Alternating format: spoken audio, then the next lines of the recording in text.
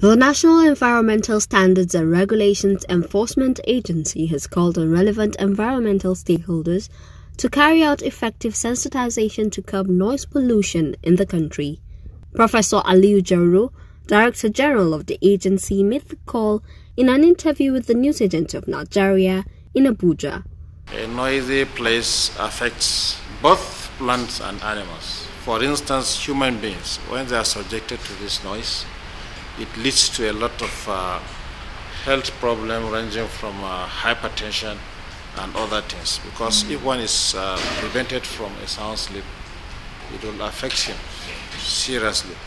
So as an agency, we have a specific regulation on noise control. And we go out to ensure compliance. But the major problem, as you have said, has to do with mostly the religious bodies. They use these loudspeakers, and whenever there's activity, it affects a lot of people. So we receive complaints from a lot of people. We do go there to sit down, sensitize them, and resolve most of the problems, look at it and advise how they can go about their activity without impacting on the environment. That is, without polluting the environment by this noise. And we also carry out enforcement when the need arises. But as I have said, sensitization is key. People don't even know the impact of this noise pollution. So we always try to sensitize the public, and that is one of the major things why we are here today, now to strengthen our collaboration so that we can use your platform to reach out to the general public to sensitize them on the impact of some of these environmental hazards, which noise is one of them, and the need for them to comply. There is a limit, noise limit, to which any person is allowed to emit. Whether you want to have a party, there is a specific decibel units of noise that is allowed.